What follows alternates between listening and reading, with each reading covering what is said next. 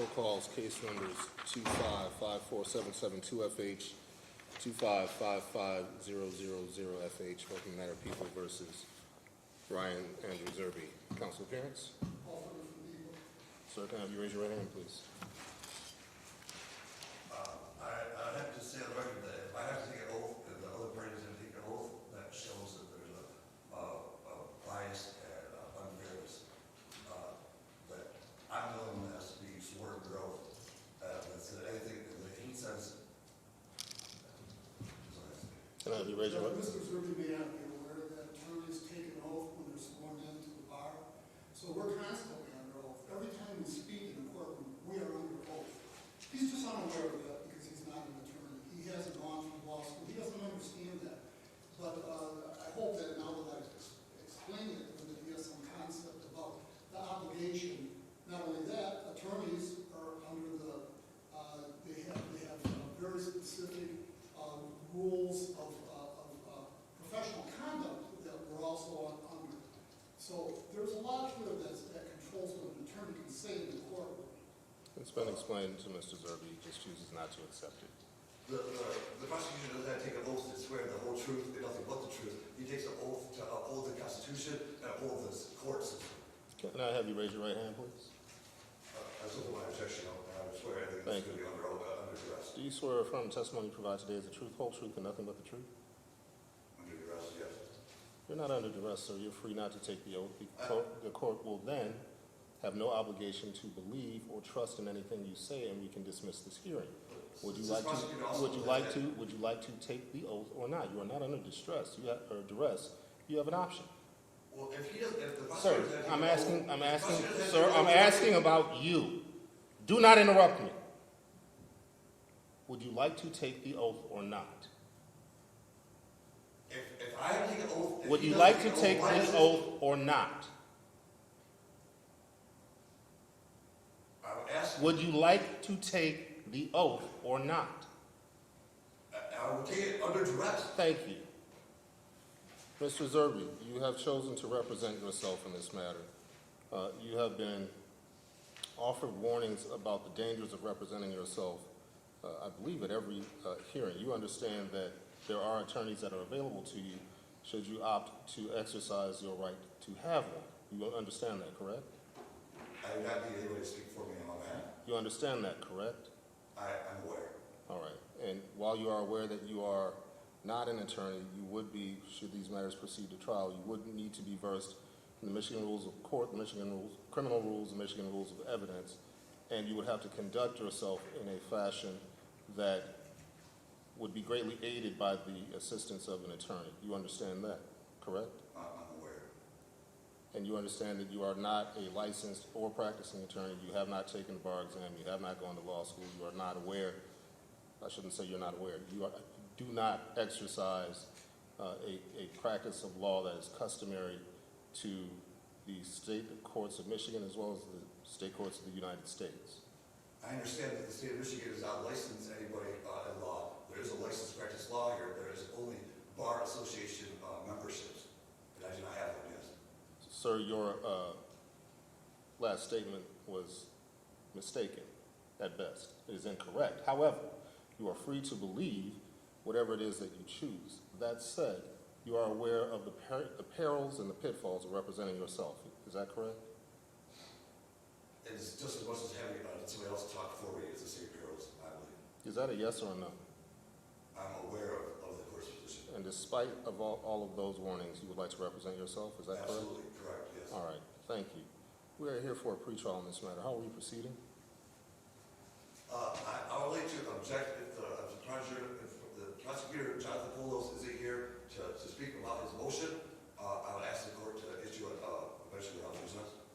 Judge, I think that procedurally what we have is the people have provided a 404B notice, which the rule requires. Defense has filed a motion objecting to that, so I believe that this is the defendant's motion, so I believe that he can make his argument and I'll respond. Yes, sir. That is incorrect. All right.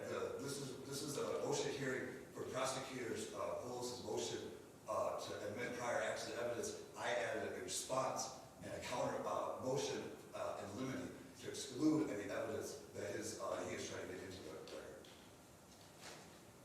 would you like to argue your motion? I'm correcting the record because it's not my motion that we are here, it's the prosecutor's motion to admit prior facts. And because the prosecutor that put the motion in here is not here, as taking up my time, I ask the court to also sanction the prosecution. We're Richards. Mr. Furman is prepared to argue or respond to any motion. I would like, he should be prepared to argue his own motion, not my response to the motion. It's his motion that we're having a hearing. Judge, the court rule 404B, paragraph 3, parent attorney, prosecution will provide notice of any such evidence that the prosecutor intends to offer at trial so that the defendant has a fair opportunity to meet it. That's what we want. Yes. They filed a notice. Sir, there has been a notice filed. You are objecting. Would you like to argue your motion? It's not, the prosecution's motion may be titled a notice. Mr. Zerbe, if you're not prepared to argue your motion, the court will assume that you don't wish to. I'm prepared to argue our response to The floor is yours. I filed this motion because the prejudicial value of admitting the prior acts is the reason why they have Rule 404B in the Michigan Rules of Evidence. They don't have, specifically because our legislature and the people that created the Rules of Evidence realize how prejudicial and how damaging it could be to a jury, and that just because the defendant had prior acts in the past has no relevance as to what's going on in the current, and does not have any bearing, and doesn't have to the current court case that we have before us. I believe the probative value does not outweigh the prejudicial value, and that the court must deny his notice for prior action. There is also, I go through the reasons for having a reason. There's no reason that's stated. The reason why he does it, to try to get these into it, to try to go around the Michigan Rules of Evidence rules. I also like the rest of my motion. I have motion limiting to exclude any of these things that may any prior acts, anything to do with anybody with criminal history, and I'll let the rest of my motion speak for itself. Thank you. Response?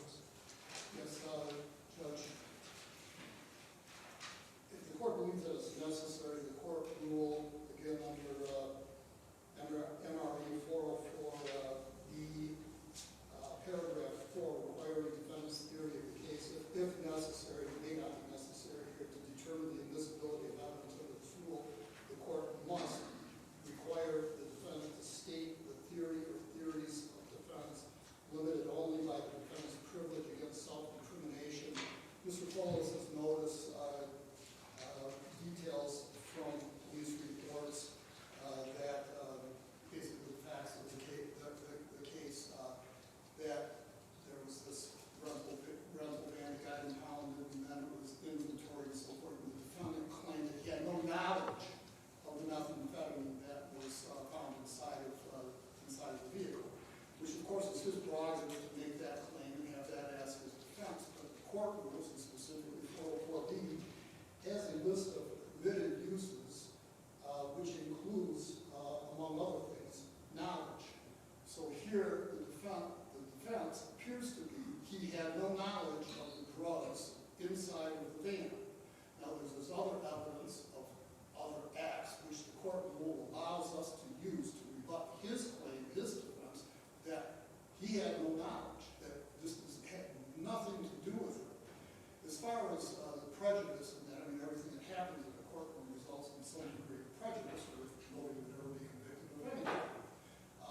But there's also the ability, and people would have no objection to this, for the court to have a cautionary instruction. In fact, there's a standard cautionary instruction in the jury instructions and standard jury instructions for this specific rule to tell the jury that they should not conclude that just because the defendant may have engaged in other bad acts that they should hold it against them, that this has a limited purpose, and in this case, to show knowledge of the methamphetamine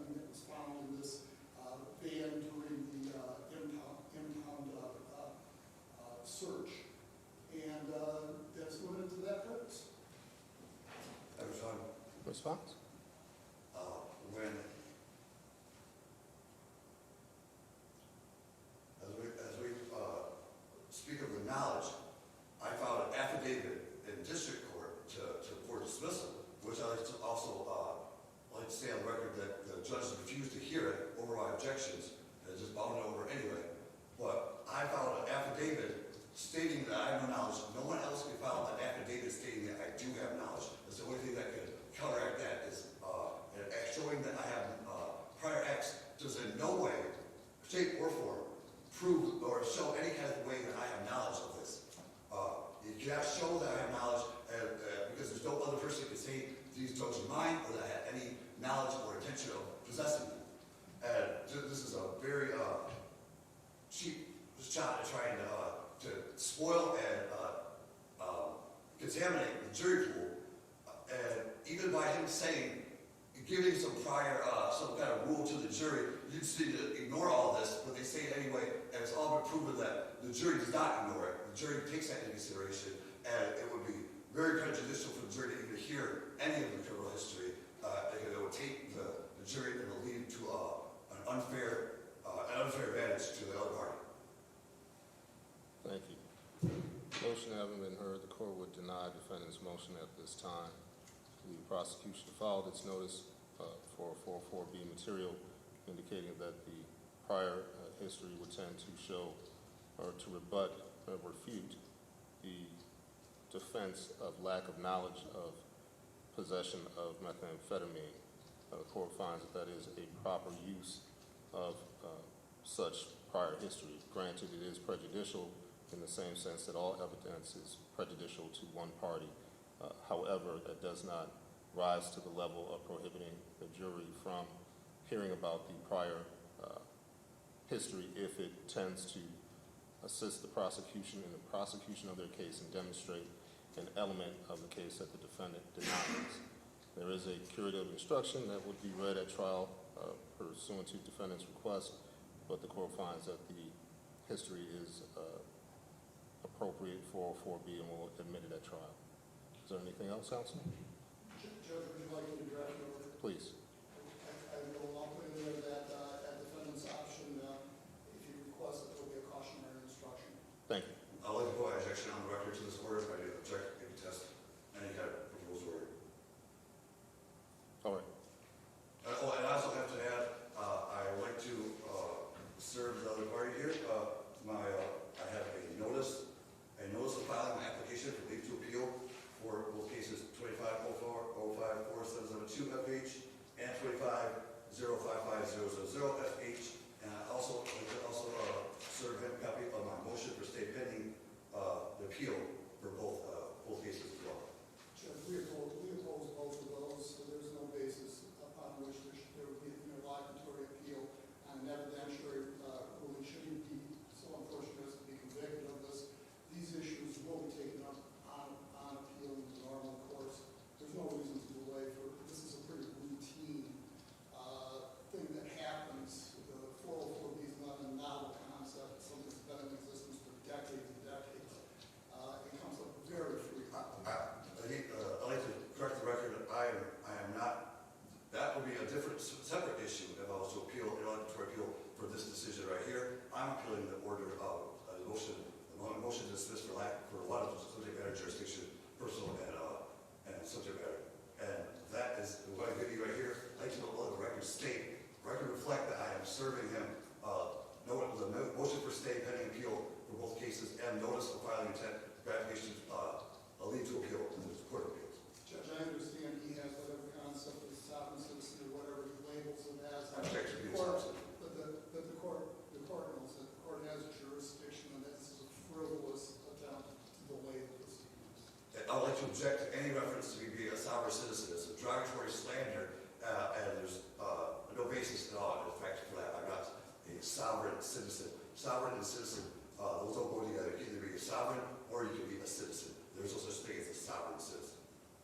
Oddly enough, the term sovereign citizen was coined by a group of sovereign citizens called the Posse Comitatus. They practiced tax evasion. They also adopted their own set of laws for which you happen to be practicing. Hence, the at least label. That does not mean that that may not be how you identify yourself, but you're on the same street. I put my objection up to him being labeled a sovereign citizen. I think the label is defendant Orion Zerbe. You're practicing what is commonly referred to as a sovereign citizen defense. It is not, and I should also add that Mr. Furman is correct in that it is frivolous and that it has never succeeded in any court in this country, in this state. You are free to assert it. That is part of the privileges of being an American citizen. That does not mean that the court must bend to your will. Do you understand that?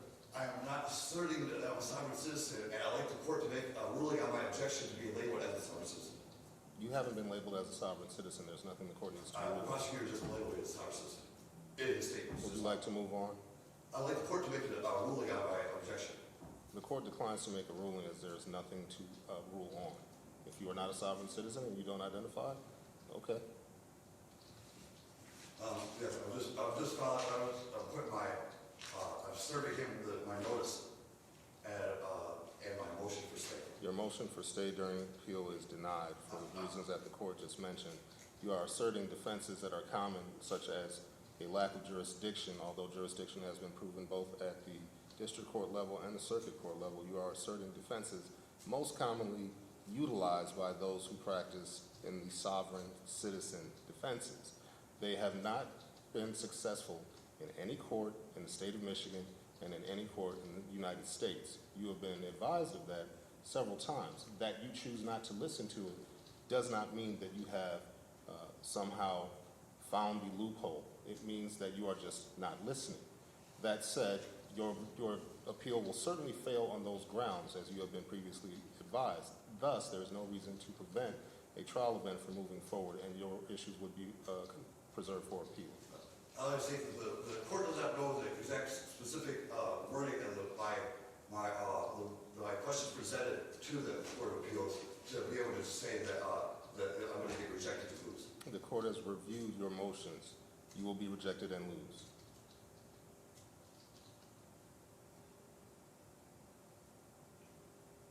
Yes, Mr. Judge, would you like to prepare a separate order then for the court's denial of Please. the motion for stay? Thank you. But put my objection on the record, a motion that would allow my prior acts to be preserved. Is there anything else? No. Thank you. Thank you. Bond continued.